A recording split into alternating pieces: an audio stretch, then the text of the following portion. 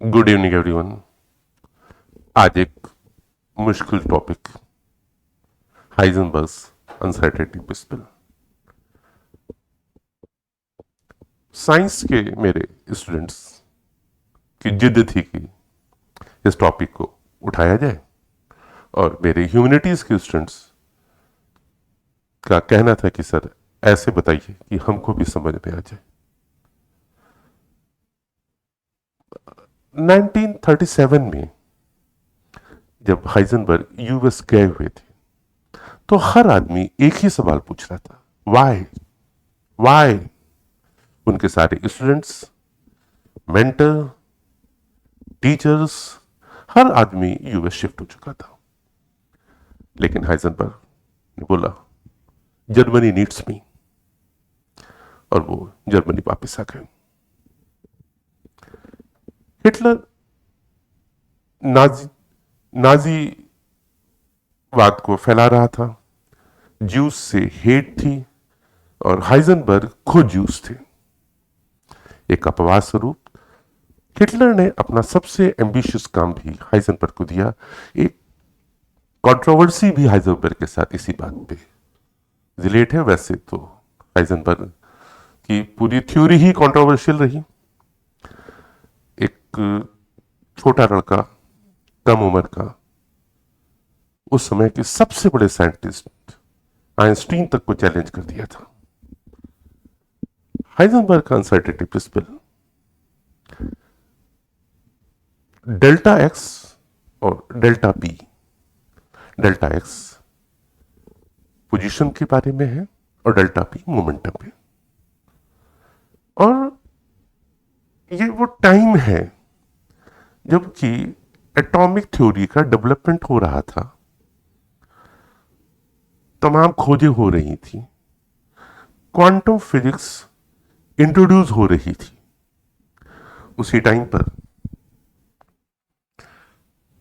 Heisenberg ने अपनी theory लेके आए कि अगर पोजीशन को हम लोग एक्यूरेटली मेजर करेंगे तो मोमेंटम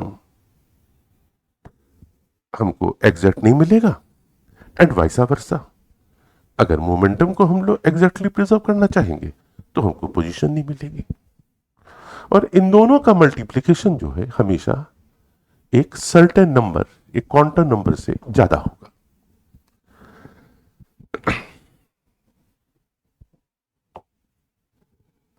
हाइजेनबर्ग के फादर ग्रीक के प्रोफेसर थे म्यूनिक यूनिवर्सिटी में, और ये बहुत ही खूबसूरत से व्यक्ति, पोएट जैसे होते वैसे थे हाइजेनबर्ग। बढ़िया पर्सनालिटी,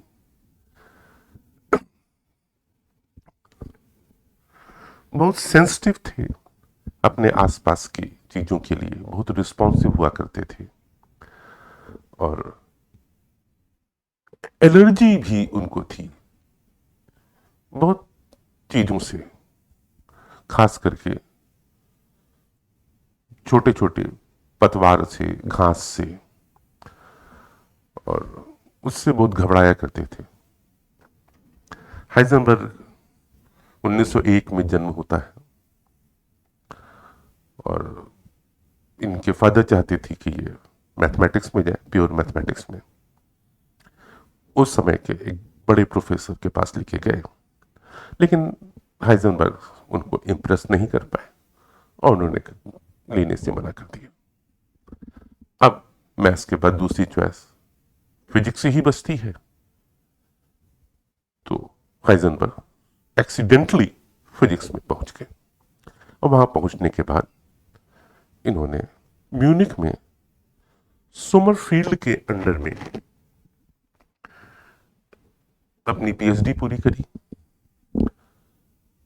ये वो टाइम है जबकि वर्ल्ड के सारे ग्रेट फिजिसिस्ट उस समय जर्मनी में जमा है, और वो जो टाइम है, हाइजेनबर्ग कहते हैं कि it's not politically correct but it's the best time for the science. और यंग हाइजेनबर्ग एक पाथ फाइंडर करके ऑर्गेनाइजेशन ज्वाइन करते हैं, जिसमें वो मेटेरियलिज्म और कैपिटलिज्म के खिलाफ है।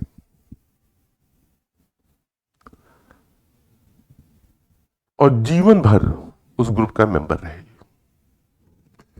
हाइजेनबर्ग के टाइम पे जो ग्रेट साइंटिस्ट जिनके साथ उनका उठना बैठना हुआ, वो महान लोग थे। उनके खास मित्र थे पॉली, इनके बारे में हम लोग अभी आगे बात करेंगे। पाली थे, जॉर्डन थे,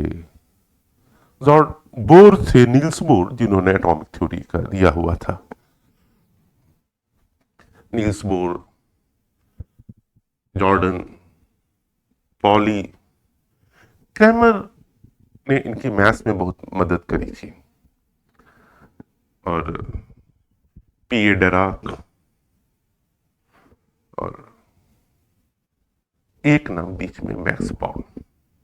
ये इनके फेवर वाला ग्रुप है ज्यादातर।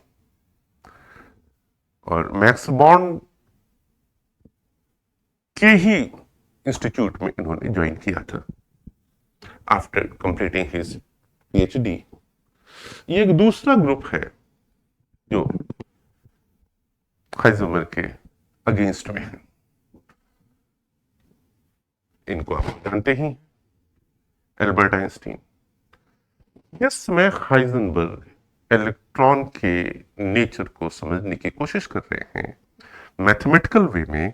उसी टाइम पे श्रोडिंगर इलेक्ट्रॉन के नेचर को समझने की कोशिश कर रहे हैं वेव फंक्शन से। और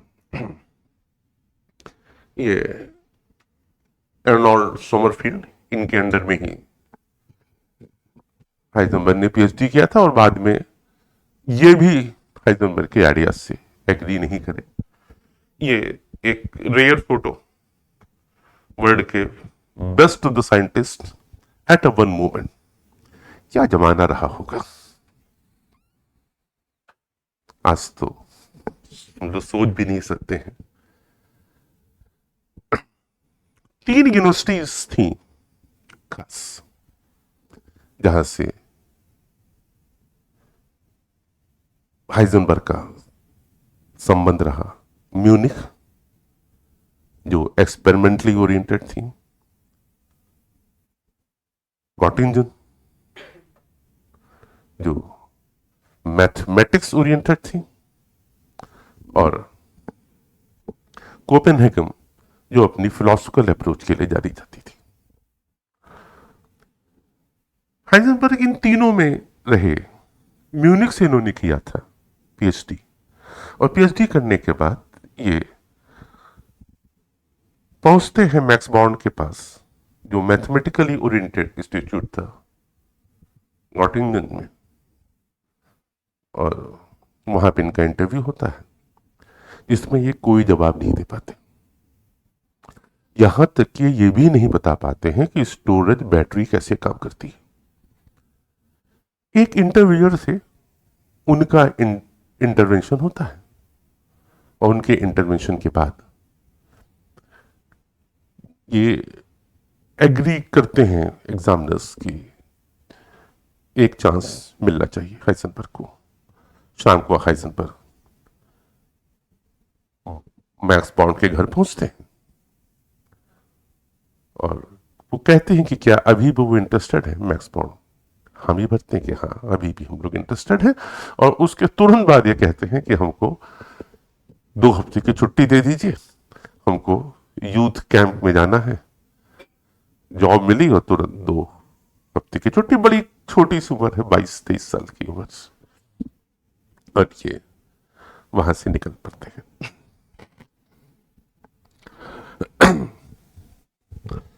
जुलाई 1923।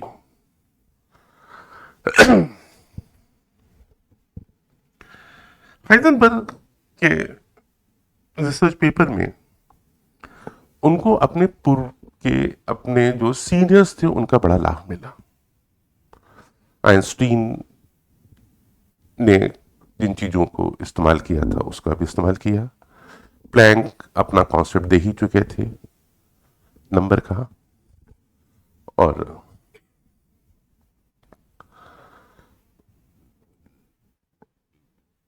क्वांटम नंबर की थ्योरी नई नई इंट्रोड्यूस हो रही थी, वेरियस क्वांटम नंबर्स होते थे। जो माइक्रोस्कोपिक लेवल पे जो चीजें होती हैं वो माइक्रोस्कोपिक पे हो सकता है ना हो, इस सिद्धांत को लेकर के बढ़े। और यह भी था कि कोई बड़ी चीज पाने के लिए कुछ चीजों पे हमको कंप्रोमाइज करना पड़ता है। नेचर को समझने के लिए माइक्रोस्कोपिक वर्ड में एटम की साइज आप ऐसे समझिए कि 10⁻⁻10 के लेवल पे है। जैसे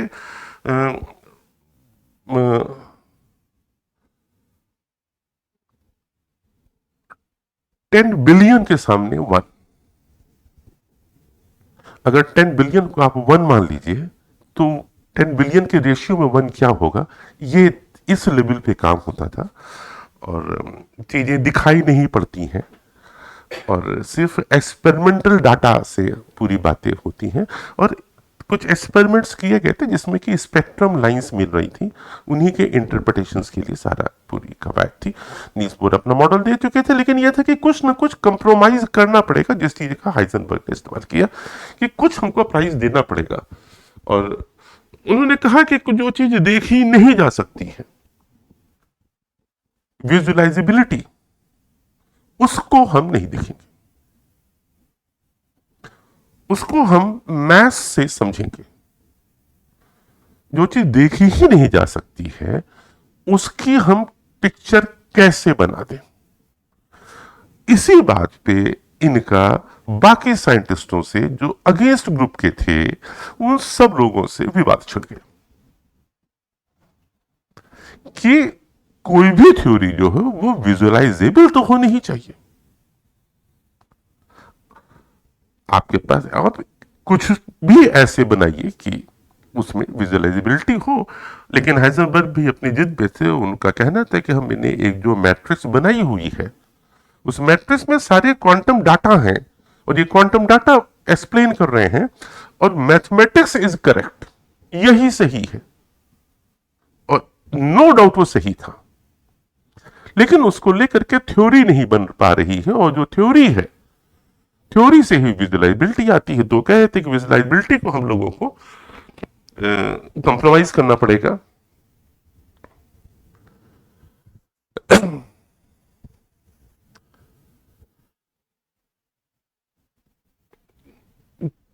पोजीशन, इलेक्ट्रॉन की पोजीशन देखने के लिए हम लोगों को कुछ हम लोग कोई फोटोन डालते हैं। फोटोन एक लाइट का एक हिस्सा है जो उसकी एक वेवलेंथ होती है और जितनी उसकी वेवलेंथ है उतनी ही प्रिसीशन हो सकता है।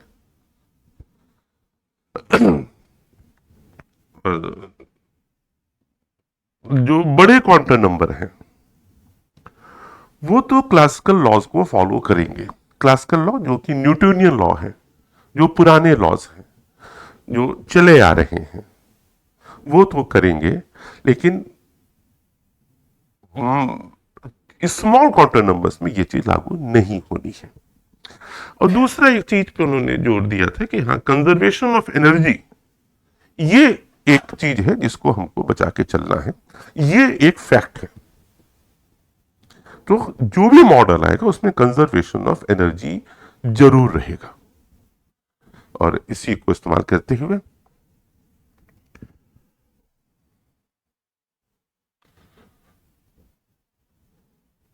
Most thought provoking idea Heisenberg देते हैं, डिसकॉन्टिन्यूटी।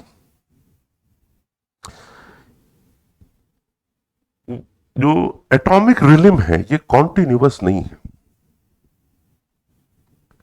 ये डिसकॉन्टिन्यूटी है।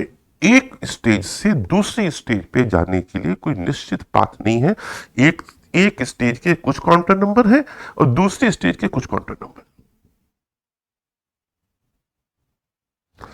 इसी डिसकॉन्टिन्यूटी को लेकर के हाइजेनबर्ग का बाकी लोगों से झंझट फैल गया।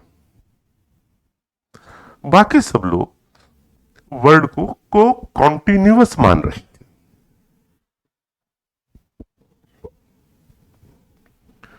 और सबसे ज्यादा अपोजिशन शुरू होता है आइंस्टीन से। आइंस्टीन के हिसाब से, या आज भी तमाम रिसर्च इसी पे चल रही है। मेरी एक स्टूडेंट है, अभी उसने किंग्स कॉलेज लंदन में एक रिसर्च किया है कि कोई एक, ये एल्जाइमर पे किया हुआ उसने, कि कोई एक कीड़ा होता है जो ब्रेन में चला जाता है, तो वो जो पाथ वो चलता है, उस पाथ का एक इक्वेशन बनाया जा सकता है। जैसे कोई मच्छर भी है, तो मच्छर भी जो जा रहा है, अगर उसको ढेर सारा डाटा इकट्ठा किया जाए तो वो भी एक पाथ को फॉलो करता है, उसका एक इक्वेशन होता है।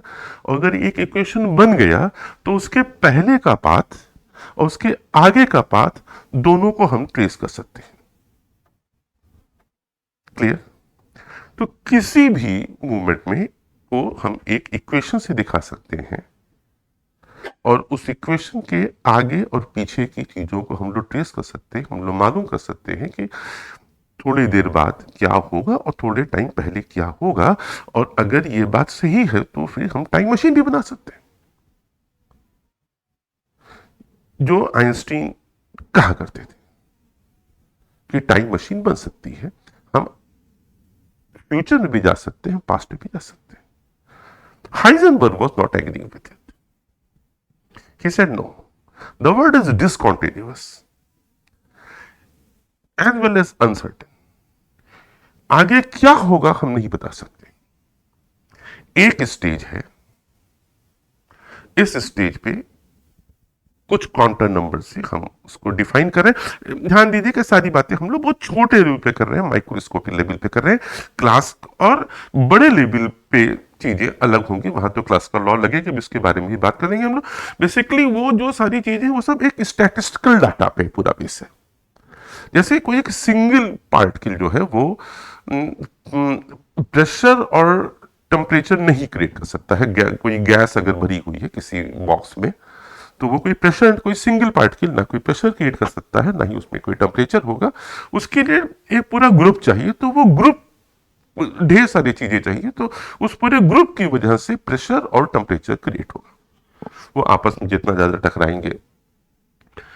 और आइंस्टीन की बात को सही करने के लिए दूसरी तरफ श्रोडिंगर इसी पे लगातार काम कर रहे, तो उनके भी पेपर आते रहते थे। श्रोडिंगर बड़े थे उम्र में, और लगभग लास्ट अटेम्प्ट ही था उनका। फिजिक्स की दुनिया में एक 30, 32, 35 के बाद उम्मीद खत्म होने लगती, ये कुछ नया आ पाएगा। उस टाइम पर, जिस टाइम पे ये महान लोग मौजूद थे, एक दूसरी दुनिया में लेके जा रहे थे, जिसके रिजल्ट्स हम लोग को आज तक महसूस होते हैं। आज भी इन्हीं लोग के किए हुए काम को हम लोग आगे बढ़ा रहे हैं। एक सोचने का नया ढंग चीजें थी। क्या हाइजेनबर्ग ने काम शुरू किया, और उन्होंने कहा कि हम कुछ चीजों को हम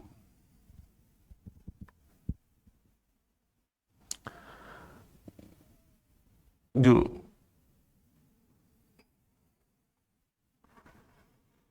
उनको महसूस हुआ था, उसके लिए भी कई फैक्टर्स हैं। साइकोलॉजी में उसको हम लोग आहा एक्सपीरियंस बोलते हैं। अचानक से कोई चीज कौंध जाती है दिमाग में, बस जैसे कॉपरनिकस के दिमाग में कुछ अचानक से कौंध गई, और उन्होंने सोलर सिस्टम को लेकर के एक नई थ्योरी दी थी। ठीक वैसे ही हाइजेनबर्ग के दिमाग में भी एक नई चीज कौंधी, और उसको फिर उन्होंने पूरा क्लियर किया। हुआ ये था कि इनकी तबीयत खराब थी, तबीयत खराब हो गई थी, हे फीवर था। तो ये एक नॉर्थ सी में एक रॉकी आइलैंड था, हेलगोलांड, वहां पे ये गए। काफी सूजा हुआ चेहरा था। हमने पहले भी बताया कि इनको एलर्जी थी, तो एक ऐसी जगह पे चले गए जहाँ पे घास तक का नामो निशान नहीं था। तो वहां जाकर के इनको आराम था। वहां पे ये सोचते, ये वहां पे पहुंचे और जो इनकी पूरी थ्योरी जो चल रही थी, दो वर्ड इन्होंने किया था, पी और क्यू। पी मोमेंटम से रिलेटेड था और क्यू पोजीशन से रिलेटेड था।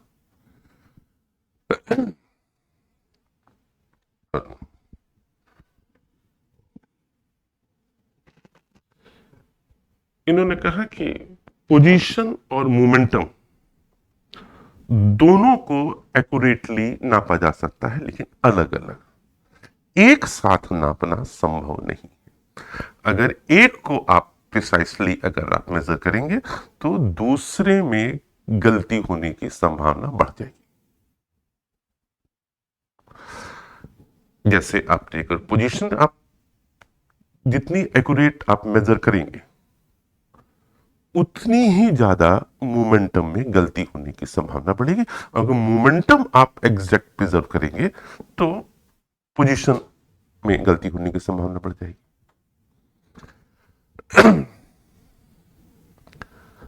और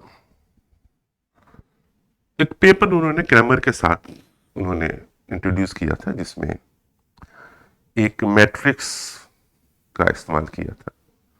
इसमें तमाम क्वांटम नंबर को रखा था, पी और क्यू दोनों को साथ लेके चले थे, और ये पहला इनका पेपर था। फिर उसके बाद ये बोर साहब के पास चले गए थे, तो बोर को उन्होंने पूरा सब दिखाया कि ऐसे ऐसे है। बोर इनको बहुत मानते थे। बोर कोपेनहेगन में थे, डेनमार्क में, डेनिश साइंटिस्ट। उनका अपना मॉडल आ चुका था बोर का, उसमें भी उन्होंने क्वांटम थ्योरी का इस्तेमाल किया। तो उनका कहना था कि जो एंगुलर मोमेंटम होता है वो हमेशा एक इंटीजर मल्टीपल होगा h/2 पाई का, प्लैंक्स कांस्टेंट का। और जो और स्पेक्ट्रल लाइन के भी लिए उन्होंने थोड़ा सा कुछ किया था कि उसकी फ्रीक्वेंसी कैसे निकलेगी, उनके अपने मॉडल में था। बोर साहब के पास चले गए, बोर साहब से भी उन्होंने पूरा डिस्कस किया, लेकिन कुछ सॉल्यूशन समझ में नहीं आ रहा था कि इसको कैसे किया जाए। तो वहां पे जब ये हेलगॉन में थे तो अचानक से इनके दिमाग में कोई चीज कौंधी, और इन्होंने करा कि इन्होंने कहा कि हाँ ठीक है, जो प्रिसाइज जो डेल्टा पी और डेल्टा क्यू, डेल्टा पी मतलब कि कितनी एक्यूरेसी मोमेंटम में हम लोग थे, और डेल्टा क्यू को उन्होंने नाम दिया कि जो एक्यूरेसी इन पोजीशन। और पी और क्यू, पी मतलब मोमेंटम और क्यू मतलब पोजीशन, इन दोनों के क्वांटम नंबर की एक मैट्रिक्स बनाया, और उस मैट्रिक्स को उन्होंने मल्टीप्लाई किया आपस में। और जो मल्टीप्लाई किया तो उनको कुछ बढ़िया से रिजल्ट्स मिलना शुरू हुए। हेलीगॉन में थे, जब उनको को जब सूझा तो रात भर उसमें जगे रहे, और फाइनली उन्होंने उसको मैथमेटिकली सॉल्व कर लिया, और एक नई अप्रोच एटॉमिक फिजिक्स में शुरू हुई, जिसमें दो मैट्रिक्स को आपस में मल्टीप्लाई किया गया। और ये पहली बार था जबकि फिजिक्स में मैट्रिक्स का मल्टीप्लिकेशन शुरू हुआ, और ये मैट्रिक्स अप्रोच कहलाई, जहां पे कम्यूटेटिव लॉ लागू नहीं होता था, A B will not be equal to B A. जैसे दो मैट्रिक्स को हम लोग अगर मल्टीप्लाई करेंगे तो वो दोनों आपस में बराबर नहीं आएगा, दोनों की अलग अलग रिजल्ट आएगा। यह कहना था कि हम इलेक्ट्रॉन को किसी स्पेस में, हम किसी टाइम किसी जगह पे हम नहीं बांध सकते हैं, और ये जो स्पेस टाइम कर्व जो है, 4 डायमेंशन कर्व है, ये इसको भी मानने से मना कर दिया था। स्पेस टाइम कर्व के लिए भी इनकी, जो कि इनका डिस्कंटिन्यूटी का कॉन्सेप्ट था, और आइंस्टीन की पूरी थ्योरी स्पेस टाइम कर्व पे ही थी, इसलिए आइंस्टीन से इनके विचारों में मतभेद शुरू हो गया और इन्होंने अपना एक बहुत इंपॉर्टेंट पेपर पब्लिश किया, री interpretation of quantum theory, sorry री इंटरप्रिटेशन ऑफ एटॉमिक थ्योरी, और उसको क्वांटम नंबर से उन्होंने डिफाइन किया पूरा। और एक्सपेरिमेंटल डाटा का इस्तेमाल, एम्पलीट्यूड और फ्रीक्वेंसीज का इन्होंने पूरी टेबल बनाई थी। और ये एक एक्सपेरिमेंट, तो P Q is not equal to Q P, इस काम में इनकी मैक्स बोरॉन ने बहुत हेल्प करी। तो मैक्स बोरॉन साहब मैथ्स के ही थे, उसी यूनिवर्सिटी में भी थे, तो उन्होंने बहुत ज़्यादा हेल्प करी और उन्होंने बताया कि जो इन दोनों का जो डिफरेंस है वो एक सर्टेन नंबर है, P Q minus Q P is equal to I into H upon 2 pi I. अभी आगे हमको देखते हैं हम लोग। तो अब दो स्कूल बट गए थे, अभी तक कुछ आप लोग को हल्का फुल्का समझ, दो स्कूल बच गए थे, एक मैट्रिक्स की बात कर रहा था और दूसरा वेव की बात कर रहा था। वेव वाले में श्रोडिंगर थे और श्रोडिंगर को ज्यादा सपोर्ट था। म्यूनिक में एक लेक्चर हो रहा था जिसमें हाइजेनबर्ग भी पहुंचे, तो श्रोडिंगर ने लेक्चर दिया, पूरा ऑडियंस श्रोडिंगर के सपोर्ट में ही था। लास्ट में हाइजेनबर्ग खड़े होते हैं और वेव फंक और वेव इक्वेशन के अगेंस्ट में बोलते हैं, लेकिन ऑडियंस ने इनकी बात सुनने से मना कर दिया। हाइजेनबर्ग अपने को हारा हुआ महसूस करते हैं और बोर के पास आ जाते हैं, कोपेनहेगन। बोर के पास ये रहते हैं, बोर को बताते हैं कि कैसे कैसे हो रहा है, लोग मानने को तैयार नहीं है।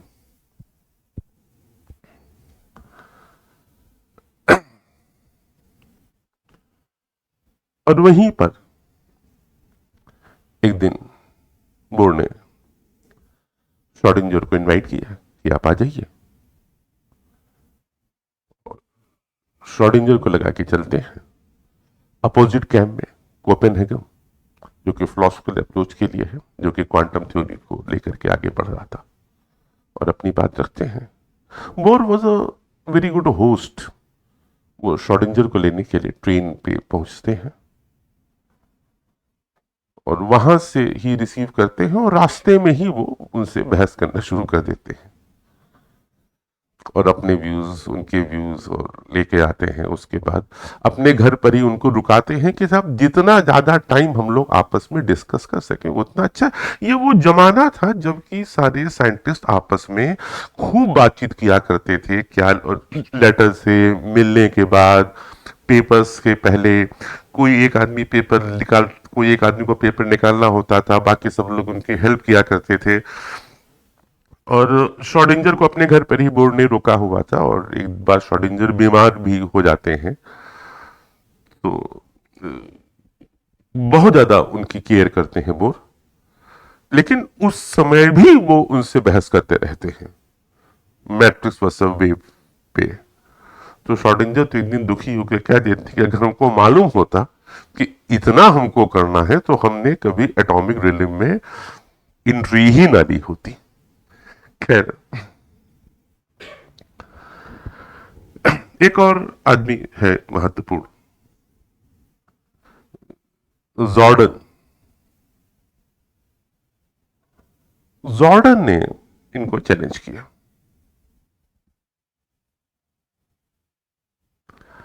और कि इसमें दिक्कत क्या है। अगर हम कोई एक्सपेरिमेंट करते हैं तो जो माइक्रोस्कोप है वो भी एटम का ही बना हुआ है, और उससे अगर हम लोग वहां से जो डाटा हम लोग देखते हैं, जो मिल रहा है, तो वो सारे डाटा अगर वेव फंक्शन से एक्सप्लेन हो जाते हैं, तो आप इस चीज को कैसे नकार रहे हैं? इसके ऊपर हाइजेनबर्ग ने बहुत सोचा, उनको लगा कि उनका सारा खेल खत्म हो गया है, और उन्होंने कहा कि लेकिन अगर हम किसी इलेक्ट्रॉन को देखने के लिए उसके ऊपर अगर हम कोई फोटोन डालते हैं, अगर वो कम एनर्जी का है, कम एनर्जी मतलब कि उसकी अगर वेवलेंथ ज्यादा है और फ्रीक्वेंसी कम है, तो उसकी एनर्जी कम होगी, तो अगर हम डालते हैं तो वो दिखाई नहीं पड़ेगा। और अगर हम ज्यादा एनर्जी की अगर हम डालते हैं, तो जिसकी वेवलेंथ कम होगी, तो एग्जैक्ट पोजीशन तो मालूम चलेगी, लेकिन वो एनर्जी, लेकिन इलेक्ट्रॉन पे पड़ने के बाद जब वो वापस माइक्रोस्कोप में जब तक पहुंचेगा, और उतनी एनर्जी की वजह से अब ये जो पार्टिकल है जिसके ऊपर फोटोन ने अपनी एनर्जी दी थी, वो दूसरे स्टेज में चला गया। तो वहां पे अब हम मोमेंटम कैसे वहां पे हम मेजर करेंगे? इस बात पे ये खुश भी हो गए थे हाइजेनबर्ग, लेकिन बोर वॉज नॉट एग्रीइंग, क्योंकि इधर श्रोडिंगर ने कंप्रोमाइज कर लिया था। श्रोडिंगर ने कंप्रोमाइज किया, श्रोडिंगर कह रहे थे दोनों बातें एक ही हैं, चाहे वेव की बात करें चाहे मैट्रिक्स की बातें करें, हम लोग को सेम रिजल्ट मिल रहे हैं, और वेव मैकेनिक्स से मैट्रिक्स भी आराम से सॉल्व हो जा रही है, हम लोग वहां तक भी पहुंच जा रहे हैं, और ये वैसा वैसा भी हो सकता है। लेकिन हाइजेनबर्ग मानने को तैयार नहीं थे। उनका टोटल कहना था कि ये डिसकॉन्टिन्यूटी है, एक स्टेज अलग है, दूसरी स्टेज अलग है, अनसर्टेन है, एक जगह से कूद के दूसरी जगह चीज पहुंच गई है, ये किसी को नहीं मालूम था कब और कैसे कहां किस स्टेज पे वो अपनी चीजों को दिखाएगा। खैर बोर के पास से पहुंचते हैं। बोर इनको हमेशा सपोर्ट किया, हमने पहले बताया, जब जब परेशान होते थे बोर के पास पहुंचते थे। बोर ने कहा कि देखो ऐसा है कि तुम्हारी सारी बातें सही हैं जो तुम कह रहे हो, लेकिन श्रोडिंगर की बात सही है, क्योंकि उसमें विजिबिलिटी है। और जो अब की जो जॉर्डन के बाद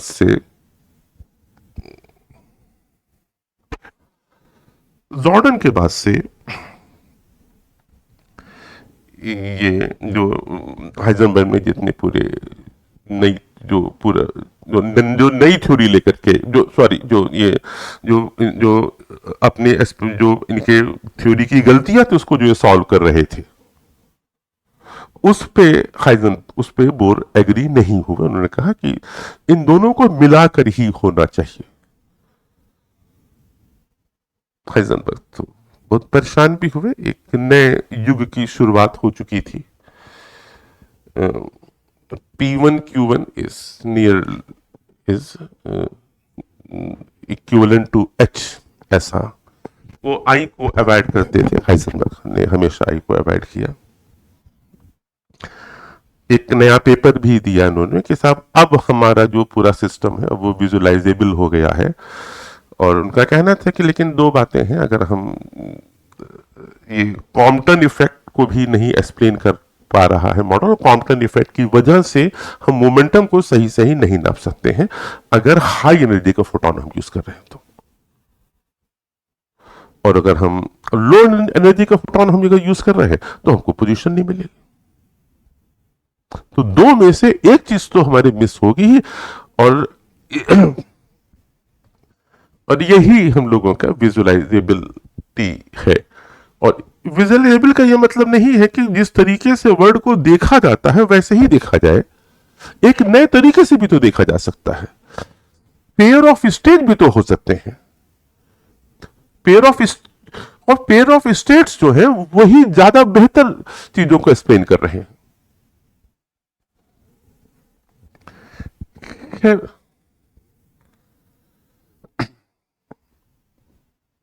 एक शाम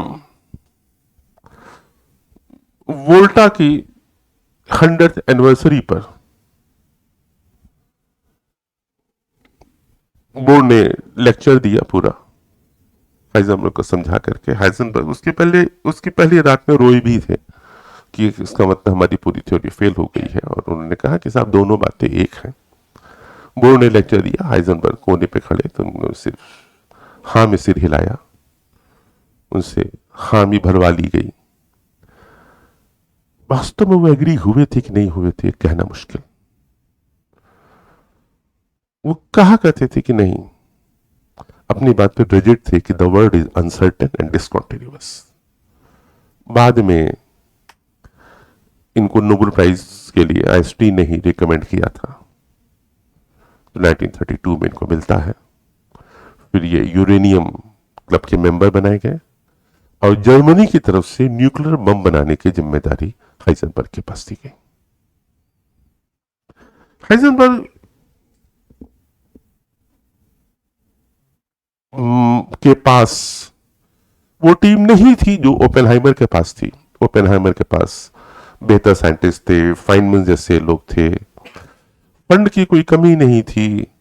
हाइजेनबर्ग एक तो वैसे ही ज्यूस थे, उस ज्यूस का भी उनको पर थोड़ा बहुत डिस्क्रिमिनेशन उनको झेलने पड़ते थे। जर्मनी में फंड भी नहीं मिल रहे थे, लेकिन उसके बाद भी नील्स बोर से उनकी मीटिंग हुई थी एक, और नील्स बोर को मालूम था कि हाइजेनबर्ग न्यूक्लियर बम पे काम कर रहे हैं।